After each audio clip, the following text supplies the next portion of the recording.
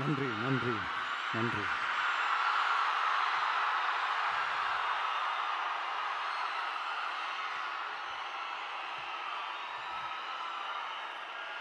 நான் போன மீட்டிங்கில் வேலூரில் பேசும்போது சொல்லியிருந்தேன், தமிழ்நாடு தான் விஜய், விஜய் தான் தமிழ்நாடு அப்படின்னு நான் சொல்லியிருந்தேன். அது ஏன் அப்படி சொன்னேன் அப்படின்னா, தமிழ்நாட்டு மக்களுடைய ஒரே பிரதிநிதியாக, உண்மையான ஒரு பிரதிநிதியாக நாம் மட்டும்தான் இருக்கிறோம் அப்படின்றதுக்காக தான் அப்படி நான் சொன்னேன். அப்புறம் அந்த தேர்தல் பற்றியும் நான் சொல்லியிருந்தேன். தமிழ்நாடு வர்சஸ் ஸ்டாலின் சார், அதாவது விஜய் வர்சஸ் ஸ்டாலின் சார், அதையும் நான் சொல்லியிருந்தேன். அப்புறம் இன்னொரு கேள்வியும் கேட்டிருந்தேன். இது தமிழ்நாடு சட்டசபைக்கான ஒரு தேர்தல், இதை ஏன் தமிழ்நாட்டுக்கும் டெல்லிக்குமான ஒரு எலெக்ஷன் சொல்கிறீங்க அப்படின்னு நான் கேட்டிருந்தேன். உடனே விஜய் பாஜகவுக்காக பேசுகிறாரு அப்படின்லாம் திருச்சி பேச ஆரம்பிச்சிட்டாங்க. அப்புறம் ரெகுலராக ஒன்று பண்ணுவாங்கல்ல, நம்மளுடைய சிறுபான்மை சகோதரர்களை பயமுறுத்தி பயமுறுத்தி ஒரு ஏமாத்து வேலை ஒன்று செய்வாங்கல்ல, அது இனிமே அவங்களால தொடர்ந்து செய்ய முடியாதுன்னு அவங்களுக்கு தெரிஞ்சு போச்சு. அதனால தான் நான் என்ன பேசினாலும் அதை திருச்சி பேசுறது, அந்த தில்லு முள்ளு வேலைகள்லாம் அவங்க செய்ய ஆரம்பிச்சிட்டாங்க. சென்னையில் டெல்லி டெல்லின்னு கூவுறதும், அடிக்கிற கொள்ளைக்கு ரைடு வந்துட்டா டெல்லிக்கு வெள்ளை கொடை பிடிக்கிறதும்,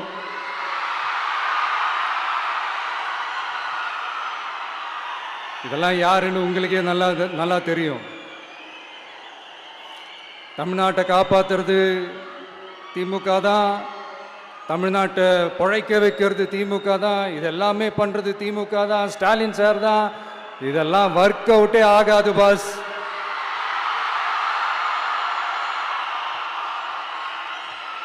சின்ன பசங்களாம் சொல்ல ஆரம்பிச்சிட்டாங்க, ஓம் சக்தி பராசக்தி, திமுக ஒரு தீய சக்தி.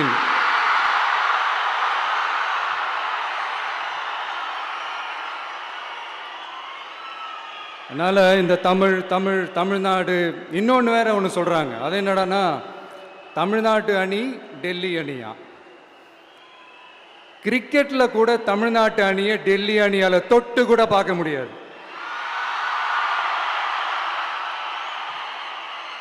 அப்படி இருக்கும்போது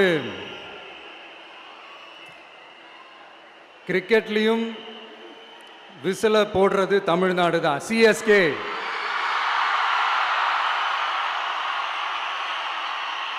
வரப்போற எலெக்ஷன்லயும் விசில போட போறது நம்ம டிவிக்கே தான். தமிழ்நாடு தான் டிவிக்கே, டிவிக்கே தான் தமிழ்நாடு. இந்த அணி அந்த அணி டெல்லி அணி இதெல்லாம் அனைத்தும் உடைஞ்சி நொறுங்கும், டிவிக்கே அடிச்சு நொறுக்கும்.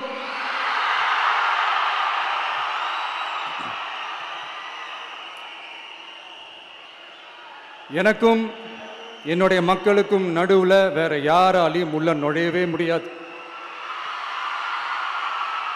இது ஒரு அம்மா பையன் உறவு, அப்பா புள்ள உறவு, அண்ணன் தங்கச்சி உறவு, அண்ணன் தம்பி உறவு, அக்கா தம்பி உறவு. இது சும்மா ஒரு எலெக்ஷனுக்கு வந்த உறவு அப்படின்னு நினைச்சிடாதீங்க. இது இயற்கையாகவே அமைஞ்ச உறவு. இது எவ்வளோ டீப்பான உறவுன்றது நான் உணர்ந்திருக்கிறேன். அதே மாதிரி நம்ம தமிழ்நாடு மக்களும் இதை உணர்ந்து இருக்கிறாங்க. இன்னும் சிம்பிளா சொல்லணும்னா, மற்றவங்களுக்கு வேணா இது எலெக்ஷன், ஆனா எனக்கும் என்ன நேசிக்கிற மக்களுக்கும் இட் இஸ் an emotion.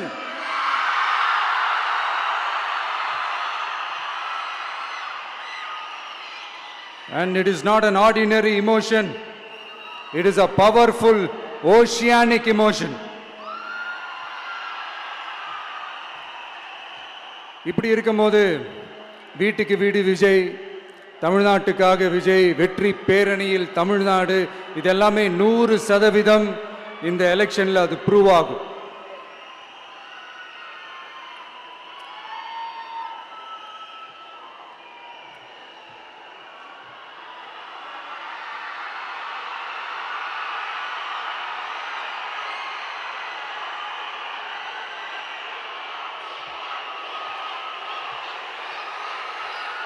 நீங்க எல்லாரும் எனக்கு இன்னொரு உறுதிமொழியை ஒன்று கொடுக்கணும்.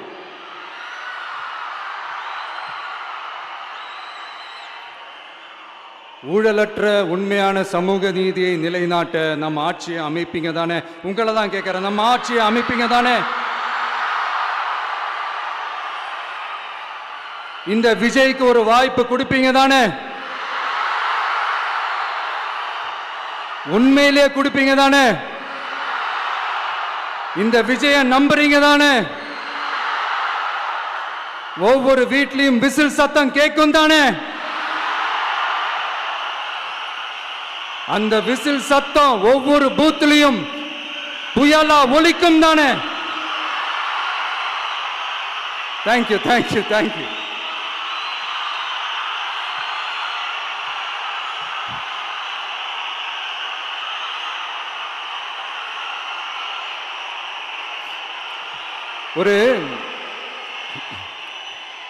ஒரு டாக்டர் இருக்காருன்னா நாம் எப்போ அவரை பற்றி யோசிப்போம்? இப்போ நமக்கு ஏதாவது உடம்பு சரியில்லை அப்படின்னா அவரை யோசிப்போம், அவர் ஞாபகம் வரும். அது மாதிரி நமக்கு ஏதாவது ஒரு பிரச்சனை அப்படின்னா ஒரு வக்கீலை தேடிப்போம், அவர் ஞாபகத்துக்கு வருவார். இது மனித இயல்பு. அந்தந்த பிரச்சனை வரும்போது நம்ம அவங்கவுங்கள தேடி போவோம். ஆனால் ஆன் அ டெய்லி பேசிஸ் நம்ம சும்மா சாப்பிடும் போது கூட நம்மளை அறியாமல் ஒருத்தவங்களை பற்றி நினைப்போம். நம்மளை அறியாமல் அவங்களுக்கு நாம் நன்றி சொல்லுவோம். அந்த மதிப்பிற்குரிய அந்த மனிதர்கள் வேற யாரும் இல்லை, விவசாயி, விவசாயி, விவசாயி.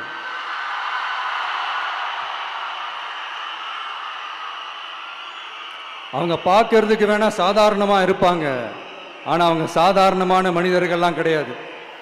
இந்த உலகத்தையும் மனிதர்களையும் படைச்சது கடவுள்னு சொல்லுவாங்க, ஆனால் அந்த கடவுளுக்கே படையல் போடுற உயர்ந்த மனிதர்கள் தான் நம்ம விவசாயிகள்.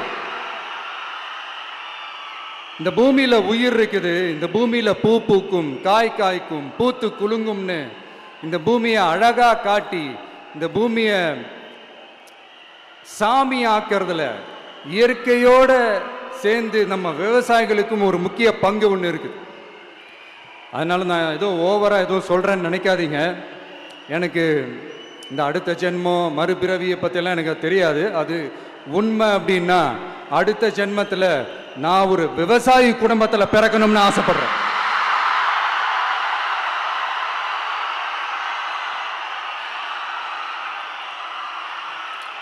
எனக்கு விவசாயத்தை பற்றி டீட்டெயில்டாக தெரியாது தான், நான் ஒத்துக்கிறேன். அதனால் மற்றவங்க மாதிரி நானும் டெல்டாக்காரன் தான் அப்படின்னு உங்கள் காதில் டால்டா ஊத்தலாம் நான் வரல. எனக்கு விவசாயத்தை பற்றி டீட்டெயில்டாக தெரியலனா கூட அவங்க படுற கஷ்டங்களை பற்றி எனக்கு நல்லாவே தெரியும். நம்மளுடைய முதல் அரசியல் பயணம் தொடங்கினதே அந்த பரந்தூர் விஷயத்தை கையில் எடுத்து தான். அதனால் நம்மளுடைய இந்த ஆட்சி அமைஞ்சதும் தீர்க்க வேண்டிய முக்கியமான பிரச்சனைகளில் நம்மளுடைய விவசாய பிரச்சனைகளும் ஒன்று. முதல்வர் அவர்களுக்கு இந்த மாதிரி நீங்கள் அது செஞ்சிட்டேன் இது செஞ்சிட்டேன் அப்படின்னு நிறையா பெருமையாக சொல்லிக்கிறீங்களே, ஒரு அடிப்படை ஒரு பிரச்சனையை பற்றி ஒன்று பேசுவோமா? கொஞ்ச நாளைக்கு முன்னாடி ஐநா சபை ஒரு ரிப்போர்ட் ஒன்று வெளியிட்டிருந்தாங்க. அது கூட தினத்தந்தி நியூஸில் கூட வந்துச்சு. உடனே கூகுள் பண்ணி எதுவும் தேடாதீங்க, உங்கள் ஏஜென்சி வச்சு எதுவும் சர்வே கிருவே எடுக்காதீங்க. எதுக்கு உங்களுக்கு சிரமம்? நானே என்னன்னு சொல்கிறேன். தண்ணீர் திவால் அப்படின்ற அந்த தலைப்பில் தண்ணியே இல்லாமல் திவால் ஆக போகுது அப்படின்ற அந்த கட்டுரை படிக்கும்போது உண்மையிலேயே மனசுக்கு ரொம்ப பகீர்னு இருந்தது. இந்தியாவிலேயே அது முக்கியமாக நம்ம தமிழ்நாட்டில் இன்னும் கொஞ்ச காலத்திலேயே தண்ணியே இல்லாமல் திவாலாக போகுதான். அதுக்கு காரணம் நிலத்தடி நீரை பாதுகாக்காமல் விட்டது தான் காரணமாக. மண்ணையும் மணலையும் கொள்ளையடிச்சா பின்ன வேற என்ன நடக்கும்? மலைகளை முழுகினா பின்ன வேற என்ன நடக்கும்? கனிம வளங்களை கொள்ளையடிச்சா பின்ன வேற என்ன நடக்கும்? இந்த மணல் கொள்ளையில் ஈடுபட்டவங்களை மேல நீங்க சரியா நடவடிக்கை எடுக்கலன்னு அது போதுமானதாக இல்லை அப்படின்ட்டு சென்னை உயர்நீதிமன்றம் சொன்னிச்சே, மறந்துட்டீங்களா? இந்த மணல் கொள்ளை, கனிம வள கொள்ளை, இதுக்கெல்லாம் காரணம் மணல் மாஃபியா குரூப் தான் மதுரை உயர்நீதிமன்றம் அந்த கிளை சொன்னிச்சு. அதை மறந்துட்டீங்களா? இந்த மணல் மாஃபியா குரூப்புக்கு ஆதரவு அளிக்கிறது யாரு? உங்க திமுக கவர்மெண்ட் தானே. அது இல்லைன்னு சொல்ல முடியுமா? அவங்களோட டீலிங்ல இருக்கிறது யாரு? நீங்க தானே. அது இல்லைன்னு சொல்ல முடியுமா?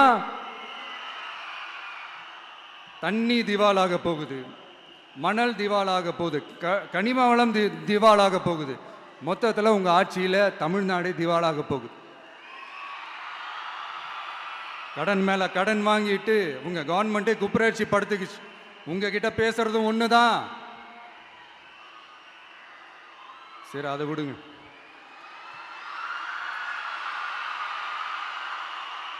நம்ம விவசாயிகள் கஷ்டப்பட்டு விளைய வச்ச அந்த நெல்லெல்லாம் மழையில் நனைஞ்சி வீணா போச்சே. டெல்டாக்காரன்னு சொல்லிக்கிற நீங்க அதை எதாவது கவனிச்சிங்களா? அவங்களுடைய போராட்டம் எதுக்காவது கூட போய் நின்றுக்கிறீங்களா? கூண்டாஸில் மட்டும் போடுவீங்க. இதானே உங்களுடைய அந்த சாதனை. பரந்தூர் பிரச்சனை, உங்களுடைய உண்மையான நிலைப்பாடு என்ன? மேல்மா விஷயத்தில் உங்களோட உண்மையான நிலைப்பாடு என்ன? தமிழகத்தில் இருக்கிற எல்லா ஆறுகளையும் இணைப்போம், இந்தியாவிலேயே நாங்கள் தான் அதை பற்றி ஃபஸ்ட்டு யோசித்தோம் அப்படின்னு பெருமையாக சொல்லிக்கிற இந்த திமுக கவர்மெண்ட் அவங்களுடைய நாக் என்னன்னு சொல்லவா? இந்த மாதிரி பெரிய பெரிய திட்டங்கள்லாம் ஆட்சிக்கு வந்த உடனே செய்ய மாட்டாங்க.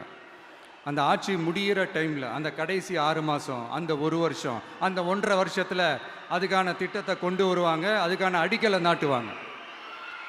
அதுக்கப்புறம் எலெக்ஷன் வரும், தோத்துருவாங்க.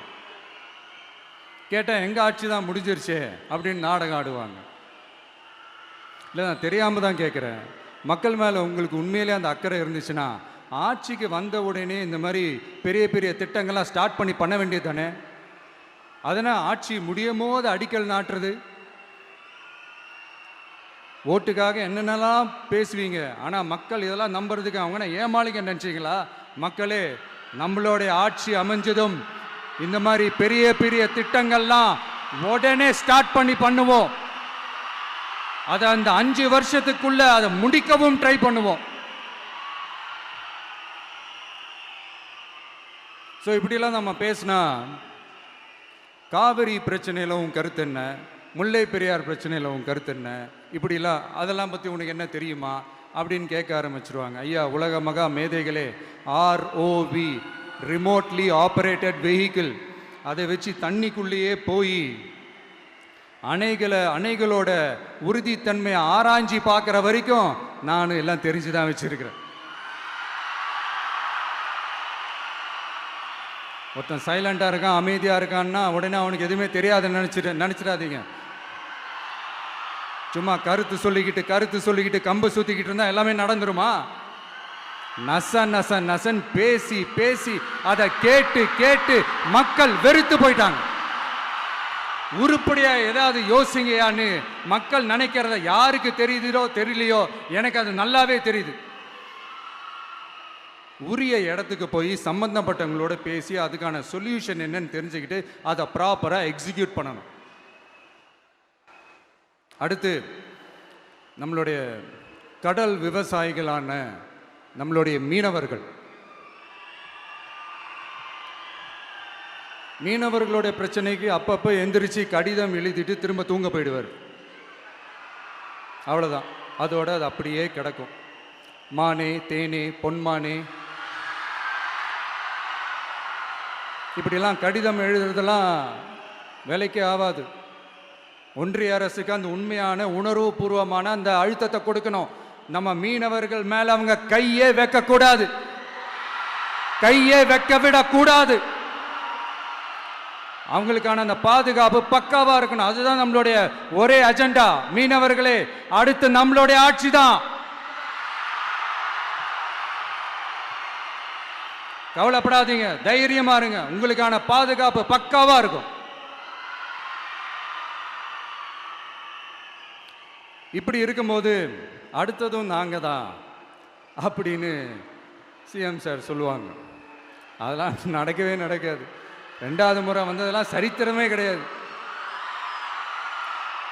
இந்த சைனால கிரேட் வால் ஆஃப் சைனா கேள்விப்பட்டிருப்பீங்க.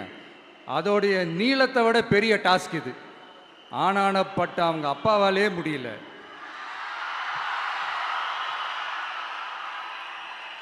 நான் முன்னாடியே சொன்ன மாதிரி உரிய இடத்துக்கு போய் சம்மந்தப்பட்டவங்களோட பேசி அதுக்கான சொல்யூஷன் என்னன்னு தெரிஞ்சுக்கிட்டா அதை எக்ஸிக்யூட் பண்ணுறது தான் ஒரு தெளிவான அரசியல். சும்மா ஆறுதல் சொல்கிறதெல்லாம் தெளிவான அரசியல்லாம் கிடையாது. அதெல்லாம் ஒரு ஹம்பக் அரசியல். அரசியலுக்கு வந்துட்டா கலெக்ஷன் பார்க்கலாம் அப்படின்றதெல்லாம் அரசியல் கிடையாது.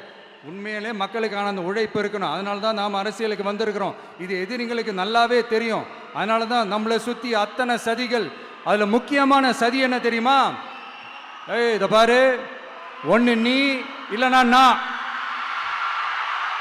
நான் இல்லைனா நீ இல்லைனா நான். நமக்குள்ள வேற எவனும் நடுவில் வந்துடக்கூடாது.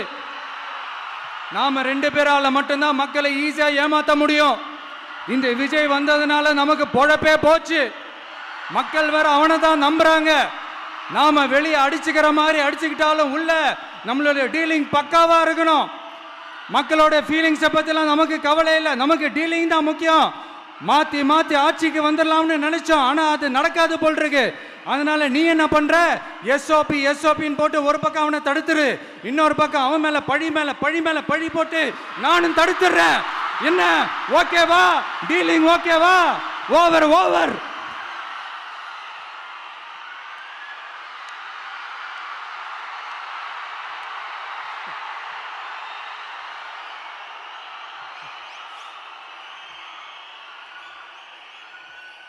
இல்லைங்க, உண்மையிலேயே சிரிக்கிறதா என்ன பண்ணுறதுன்னு எனக்கு தெரியல. உண்மையிலே இப்படி தான் இருக்கு அவங்க டீலிங்லாம்.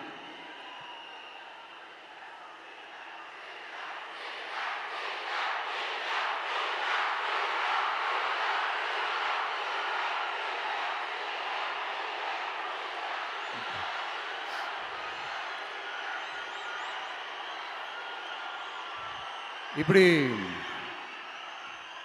பழி மேலே பழி போட்டு கரூரில் ஆரம்பித்து நம்ம ஜனநாயகன் படம் ரிலீஸ் வரைக்கும். ஆனால் அந்த ரிலீஸ் பிரச்சனையில் நிறைய பேர் குரல் கொடுத்தாங்க. முக்கியமாக நம்மளுடைய முதல்வர் அவர்கள் கூட பூசி மொழிகி பட்டும் படாமல் குரல் கொடுத்தாங்க. But what ever it is, குரல் கொடுத்த அவங்களுக்கும் மற்றவங்க எல்லாருக்கும் இந்த நேரத்தில் என்னுடைய நன்றியை தெரிவிச்சுக்கிறேன். இப்படி நாம் வெளிப்படையாக பேசுறதுனால சிஎம் சாரோட மனநிலை இப்போ எப்படி இருக்கும் தெரியுமா? ஏற்கனவே கட்சிக்காரங்க தொல்லை தாங்க முடியல, தூங்க விட மாட்டேறாங்க. இந்த விஜயும் வந்து தூங்க விட மாட்டான். நம்ம பாட்டுக்கு ஹைவேல சைக்கிளில் சோலாவா போலான்னு நினைச்சோம். இவன் நாடானா மக்கள் சக்தியோட வந்துட்டு இருக்கான். இவன் தான் கேள்வி கேட்கறான்னு பார்த்தா மக்களையும் கேள்வி கேட்க வைக்கிறான்.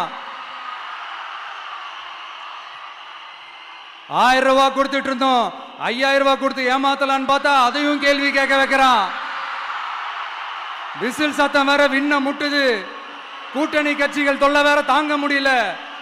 இவன் பண்ற பிரச்சாரத்தையாத்த முடக்கலான்னு பார்த்தா அப்பவும் மக்கள் அவன் பின்னாடி தான் நிக்கிறாங்க. என்ன பண்றது ஏது பண்றதுன்னு தெரியாத ஒரு மனநிலையில இருப்பாரு. ஆனா சார், நீங்க இந்த விஜயம் முடக்கலாம். ஆனா ஒவ்வொரு வீட்டில் இருக்கிற ஒவ்வொரு விஜயையும் உங்களால முடக்கவே முடியாது.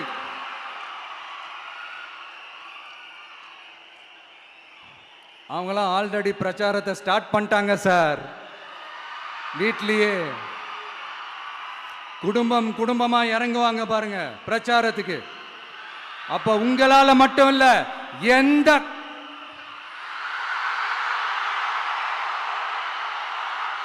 யாராலையும் தடுக்க முடியாது.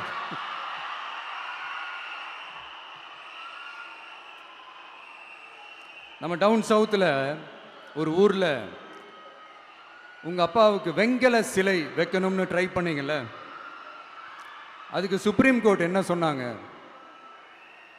மக்களோட பணத்தில் யாருக்கு புகழ் பாட பார்க்குறீங்க அப்படின்னு கேட்டாங்கல்ல. அதுக்கு என்ன அர்த்தம் தெரியுமா?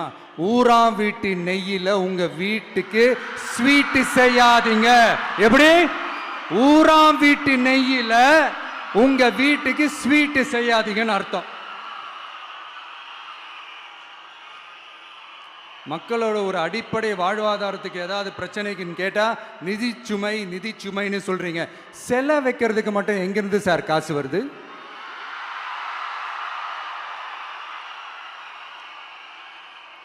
முதல்ல மக்களுக்கு அந்த சோறுக்கு வழி பாருங்க சார். சிலை வைக்கிறத பத்திலாம் அப்புறமா யோசிக்கலாம். கேஸ் சிலிண்டருக்கு மானியமா 100 ரூபாய் தரேன்னு சொன்னீங்களே, என்னாச்சு? கரும்புக்கு ஆதார விலையா 4000 ரூபாய் தரேன்னு சொன்னீங்களே, என்னாச்சு? ரொம்ப நாள் கல்யாணமே ஆகாம இருக்கிற பெண்களுக்கு அவங்களுடைய கல்வி தகுதிக்கு ஏற்ப அரசு வேலை கொடுப்போம்னு சொன்னீங்களே, என்னாச்சு? இதெல்லாம் வெறும் சாம்பிள் தான். இதோட ஹைலைட் ஒன்று இருக்கு. மாநில அரசால முடியவே முடியாதுன்னு தெரிஞ்சுக்கிட்டோம், நாங்க வந்தா நீட்டை ஒழிப்போம். ஆகா ஆகா ஆகா ஆகா, எவ்வளவு பெரிய ஒரு மோசடி இது! கேட்டா நாங்க தான் முன்மாதிரி ஆட்சின்னு சொல்லுவாங்க. மோசடி ஆட்சி. மோசமானவங்களே முக்கியமானவங்க கேள்விப்பட்டிருக்கிறீங்களா? அந்த மாதிரி மோசடி ஆட்சியிலே முக்கியமான ஆட்சி இந்த திமுக ஆட்சி. மக்களே, மக்களை நேசிக்கிற விஜய் வேணுமா? மக்கள் விரோத ஆட்சி நடத்துற ஸ்டாலின் சார் வேணுமா?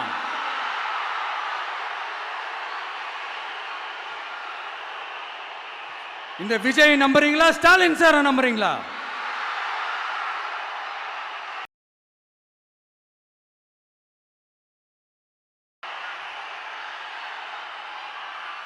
இந்த சத்தத்துக்கு அர்த்தம் தெரியுமா சார்? ஸ்டாலின் தொடரட்டும் அப்படின்னு அர்த்தம் கிடையாது. தீய சக்தி திமுக ஆட்சி மறையட்டும், தூய சக்தி டிவிகே ஆட்சி வரட்டும். நானும் உதிக்கட்டும்னு சொல்லாம்னு நினைச்சேன், பார்த்தா அதை வேற திருச்சி பேச ஆரம்பிச்சிருவாங்க. திருநெல்வேலியில், நாங்குநேரியில் இப்போ ரீசெண்டாக ஒரே லைனில் சொல்லணும்னா, நம்ம நண்பர் ஒருத்தர் ட்வீட் போட்டிருந்தாரு, அதையே சொல்கிறேன். ஸ்டாலின் தொடரட்டும், சட்டம் ஒழுங்கு சந்தி சிரிக்கட்டும். இதுதான் அந்த பிரச்சனைக்கு ஒரே லைன்.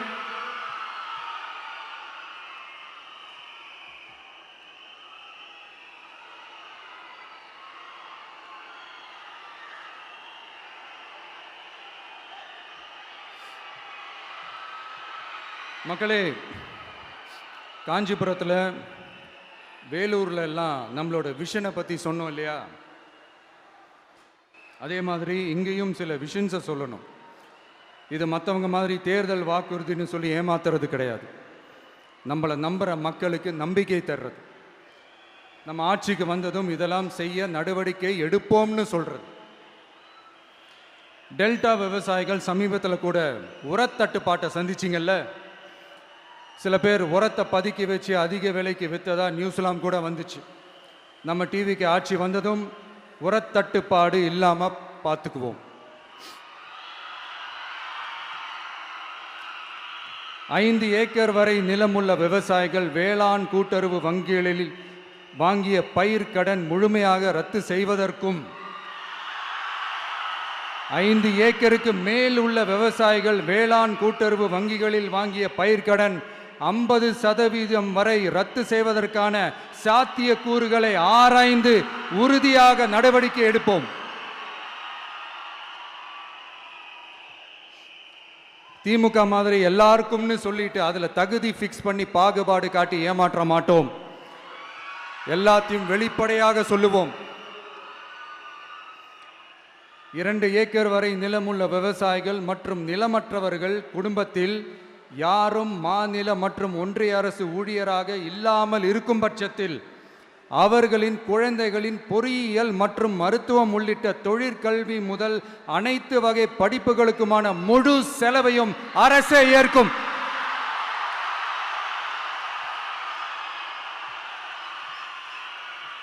விவசாயிகளின் விருப்பத்திற்கு எதிராக எந்த திட்டமாக இருந்தாலும், ஒன்றிய அரசின் நெருக்கடியே இருந்தாலும் அந்த திட்டத்தை உங்களுடைய டிவிகே ஆட்சி முழுமையாக நிராகரிக்கும். எப்போதும் விவசாயிகளின் பக்கமே நம் ஆட்சி நிற்கும். கொள்முதல் நிலையங்களில் முறையாக நெல் மூட்டைகள் பாதுகாக்கப்படும்.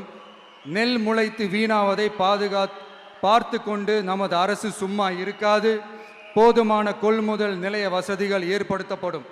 அதே போல கொள்முதல் நிலையங்களில் கொள்முதல் செய்வதற்கோ மூட்டை ஏற்றி இறக்கவோ ஒரு பைசா கமிஷன் வாங்காமல் பார்த்து கொள்ளப்படும். அப்படி கமிஷன் வாங்குவது யாராக இருந்தாலும் கடும் நடவடிக்கை எடுக்கப்படும்.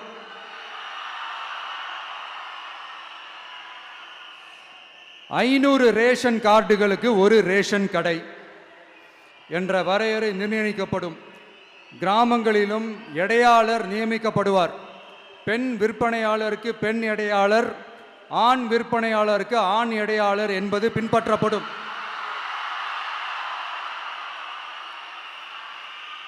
ரேஷன் கடைகளில் அரிசி தவிர அனைத்து பொருள்களும் பாக்கெட் செய்து விநியோகிக்கப்படும். மீனவர்களுக்கு ஒன்றிய அரசு சட்டப்படியான பாதுகாப்பை உறுதி செய்ய வேண்டும். அதற்கான உண்மையான உணர்வுபூர்வமான அழுத்தத்தை ஒன்றிய அரசுக்கு நமது டிவிக்கு அரசு கொடுக்கும். நான் மீண்டும் சொல்றேன், கல்வி, மருத்துவம், ரேஷன், குடிநீர், சாலை வசதி, பஸ் வசதி, இது மாதிரி அடிப்படை விஷயங்களுக்காகத்தான் நம் அரசு முதல்ல முக்கியத்துவம் கொடுக்கும். எனக்கு நம்மளோட குழந்தைகள், நம்ம பெண்கள், நம்ம இளைஞர்கள் லைஃபுக்கு முன்னுரிமை கொடுக்கணும். அரசு வேலை வாய்ப்புகள் மட்டும் இல்லாம தனியார் வேலை வாய்ப்புகளுக்கான வழியையும் உத்தரவாதத்தையும் உருவாக்கணும். அப்படி நாம் உருவாக்கிட்டாலே அவங்களுக்கான ரூட்டை நம்ம இளைஞர்கள் அவங்களே தேர்ந்தெடுத்துப்பாங்க. இத்தனை கோடி அத்தனை கோடி ஒப்பந்தம்னு சொல்லி விளம்பரம் மட்டும் செய்யாம உண்மையான ஒப்பந்தம் போட்டு வெள்ளை அறிக்கை வெளியிட்டு அதை செயல்படுத்தினாலே போதும், எல்லாம் தன்னாலே நடக்கும். இங்க என்னனையும் சொல்ல நினைக்கிறேன், இங்க அடுத்து நாங்க தான் நெஞ்ச நிமித்திரி கூவுற யாராச்சும் நாங்க ஊழலே செய்யாதவங்கன்னோ ஊழல் செய்யவே மாட்டோம்னோ நெஞ்ச தொட்டு மனசாட்சியோட சொல்ல முடியுமா? ஆனா நாம இன்னைக்கு இல்ல, ஆட்சிக்கு வந்ததுக்கு அப்புறமும் ஓப்பனா தில்லா கட்ஸா சொல்லுவோம், ஊழல் லஞ்சம் இல்லாத ஒரு ஆட்சியை கொடுக்க உண்மையா ட்ரை பண்ணாலே போதும், எல்லாம் தன்னாலே நல்லா நடக்கும். எல்லாரும் கொஞ்சம் கை இப்படி வைங்களேன். எங்க ஓட்டு எங்க உரிமை, எங்களை யாரும் விலைக்கு வாங்க முடியாது. எங்க ஓட்டு விசில் சின்னத்துக்கு தான். யாரையும் நம்பி ஏமாற மாட்டோம்.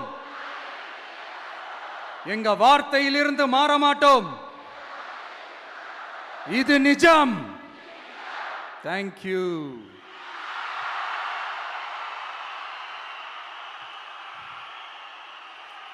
என் நெஞ்சில் குடியிருக்கும் தஞ்சை மக்களே,